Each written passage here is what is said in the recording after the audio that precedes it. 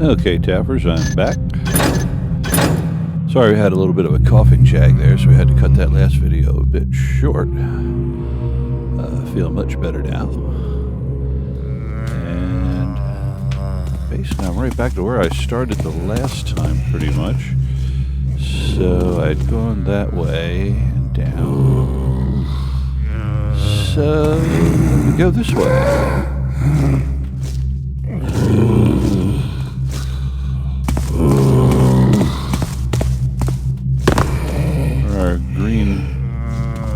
Okay, yeah, so I was, that's where the haunts are, so I was down there. That's the trouble with these maze-like levels. Aha, okay. Thought I hadn't been in here. Let's see, I found some holy water last time, right? I didn't, yeah. Flash bomb, some holy water. I got one mine. Thinking if I have to dispatch any baddies.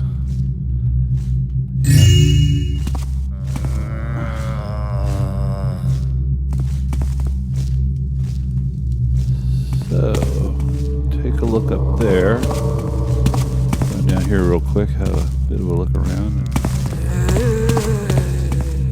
Okay, is that okay, wow, how about that? Alright, so that is... Okay, that's to the east.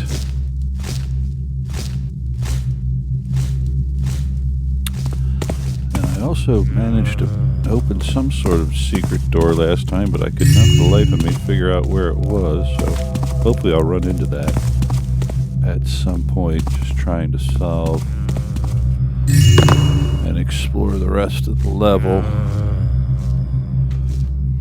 I found that to be a good strategy over the years. Sometimes not be so focused on one thing before you move on. Sometimes just let it go.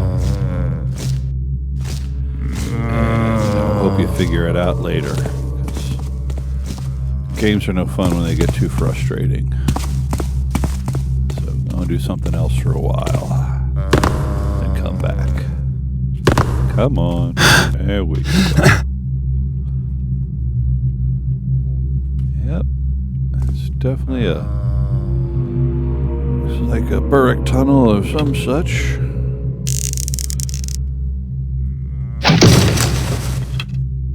Let's get on the rope. And oh yeah. Oh great.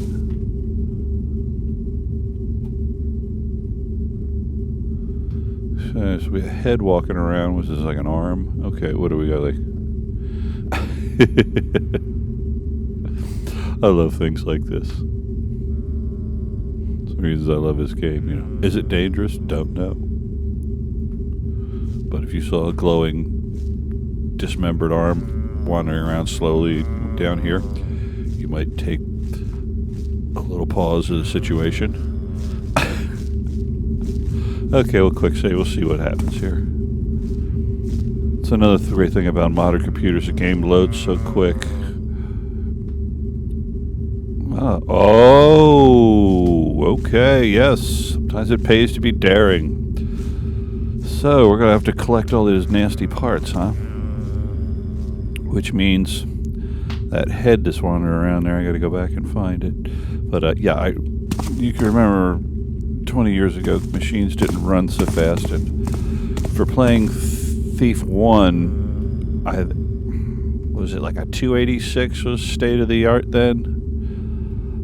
My machine barely ran Thief 1, and I remember when I got done with it, I had to wait till I got a new computer before I could even attempt Thief 2, because there was just no way Thief 2 was going to run on my old machine. So I had played Thief 1 and actually probably quite a few fan missions as well before I ever got around to Thief 2. And I think I could do this without... So I'm going to go back here and see if I can find that head first. Just because I'm thinking about it. But yeah, for Thief 1... Not the I remember trying to get Dark Loader to work, and I remember having had the wife help me with that because I just really didn't know much about operating a computer. Most of my experience was like on those old Apple Macintoshes, and I mean the old kind of mid-'80s with like, what are the 3.5-inch floppies, you know, that came in those little cases. And gold pot. I missed that. Anyway, I don't need any more gold really. If I find it later, I will. But yeah, so this whole file path, this, that, and I just didn't really know much about it. So I tried to get Dark Loader to work, and having to find. I remember you had to find the Convict OSM thing. It's a script. It stands for Conditions for Victory. But you had to have that to make fan missions run. So getting all that done, and it wasn't. I'm sure it was probably second nature to a lot of people when they were first playing these PC games, and it certainly wasn't for me. And so it was okay. Here's a whole other area too. Man, I got a lot of stuff to explore. So it wasn't second nature to do all this sort of stuff, but I had played. I could still remember dropping in. I get lost again. Dropping into the world. The first fan mission I played was the Mystery Man, Dole's Mystery Man. That was as everybody probably remembers, quite a fine effort, especially for one of the early missions. But I had not installed the Convict OSM script, so I remember dropping into the game, and the world worked, but like all the guards and everything were broken, and there was like archers, like he was laying on his side, spinning around a million miles an hour, shooting arrows in every direction. I went, like, we're making progress, but something still doesn't work. So that's when I found out about that script, and then got that installed, and then it finally works. So I remember sneaking in the side door to that mansion, and the whole world of fan missions opened up at that point. I was like, this is just so cool. I've just played the coolest game ever, and now it's like there's just more, lots and lots more. But you're still on dial-up and stuff, so like any mission more than 3 megabytes was like, oh god, this is going to take forever to download. And so I was just playing all the smallest missions first, so I wish I could remember like the first mission that was like 5 megabytes that I played or something. It was like take forever to download. A lot of us here remember those old dial-up days.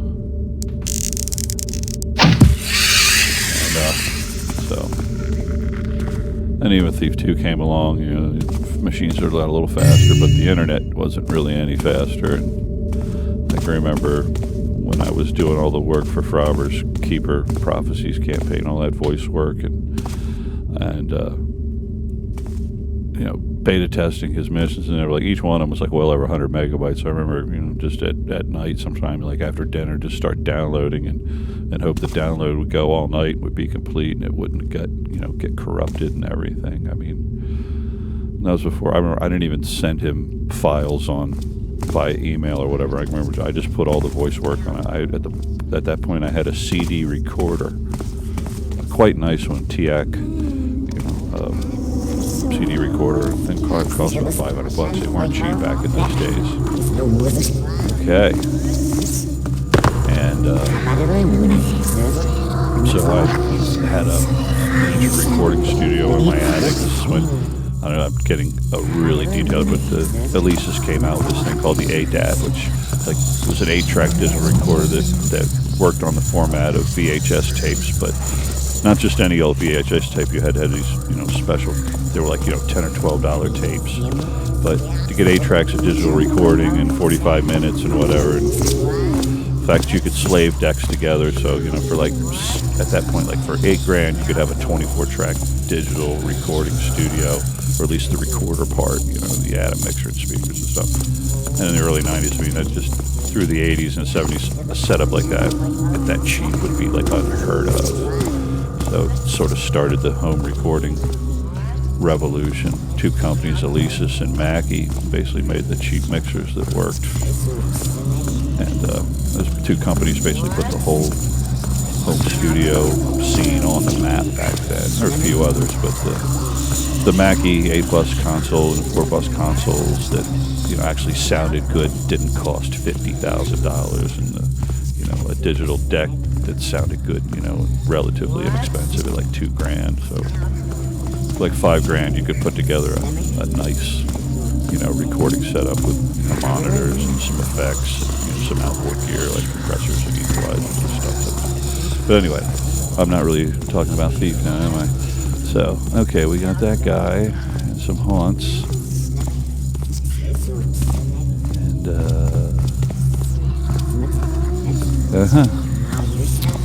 I guess that would be the MacGuffin down there. Let's zoom in just for hardly ever zoom. Okay.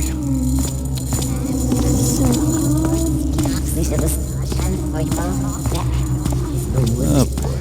So it looks like I feel like using some of my toys.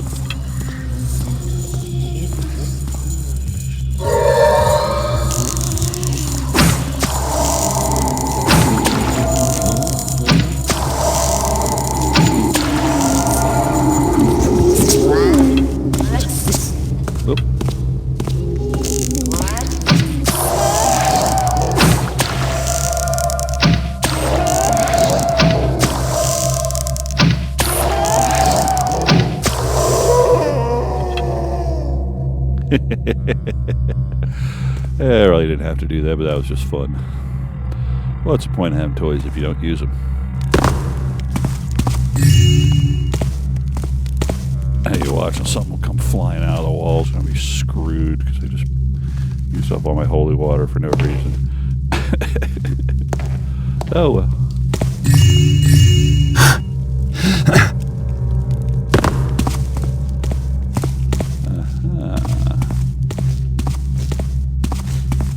Okay. Yeah, that's that room I saw earlier, so, okay.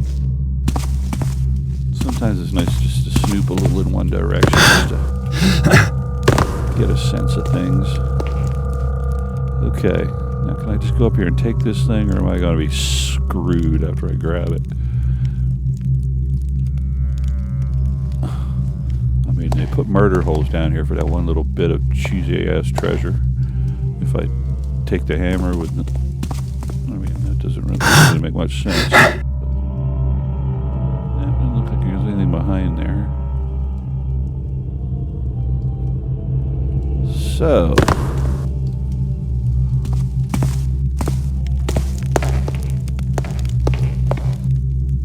all right.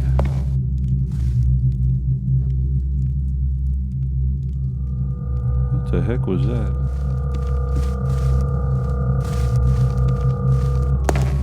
House is making noise or something. I don't know what it was. My house is almost 100 years old, so it makes noises from time to time. All right. Quick save. Scupper off in that direction if anything happens. Right.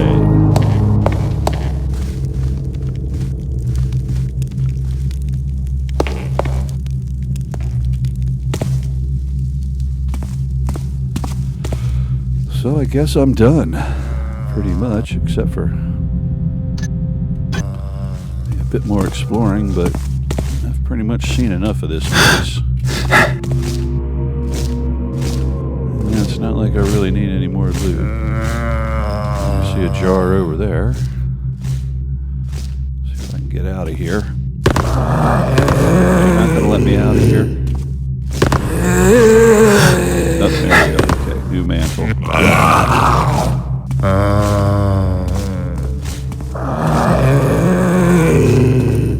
Oh boy. Okay. Also, I have the head and arm of that thing, so... Does anybody else remember any green stuff walking around? The two pieces, I remember that, and there's that thing that I opened up, but I never found out what it was. But, and again, sometimes that's what replays are for. I think I'm just going to try to find the door.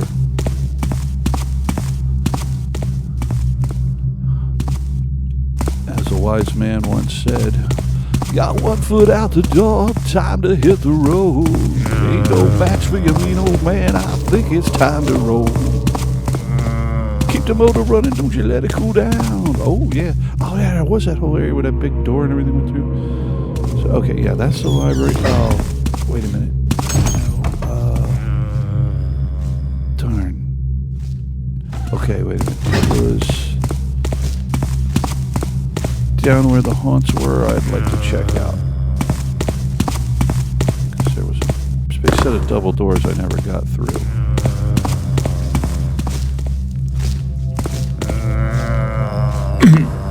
Oh, took a little damage.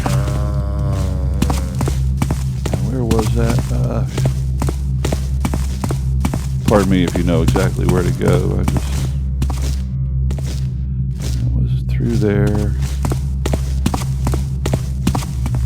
I usually have a pretty good sense of navigation in missions, but things like that even test even me. Okay, I was here. Oh, brother.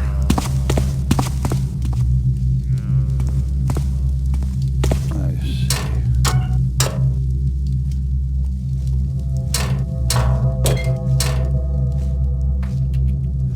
Down further.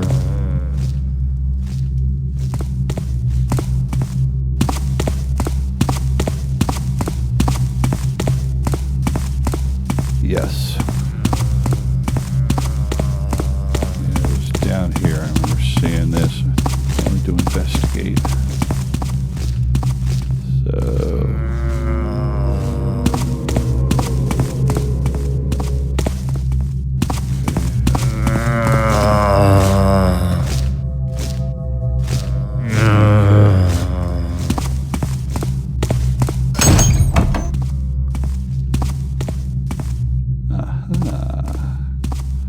then we're back in the.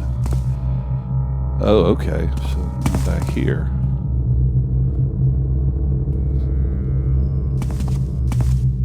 Okay, so that's all that was. Okay, so they're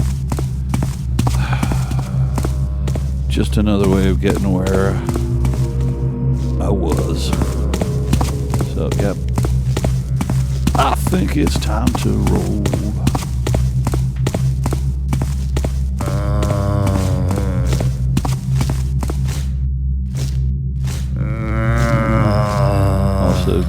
Also, that's the kind of place I'd check up there, things like that. But I don't want Let's Play video to get too tedious. It's like a movie. Sometimes you gotta edit, keep the action going.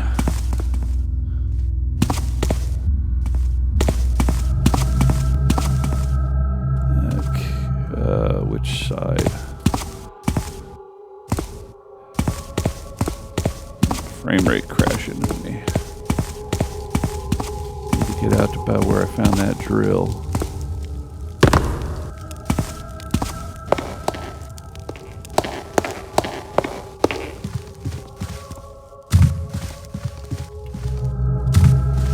Yeah, this is where I...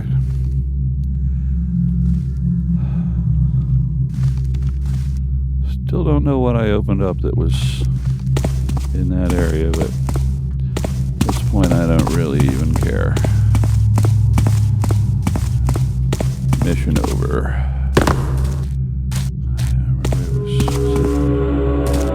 It's this guy. Actually, we get in the back. Throw the switch and make it. Yeah, make the thing spin. That's all it does. So. Anyway, I think we're coming to the end of it. Now we know because what's lurking underneath? So anyway, that's it, Taffers. I'm going to have to get the movie maker chewing on the last two sections of this video. And I need to download another one and get busy on that. So anyway, thanks for watching. More to come. Thank you very much.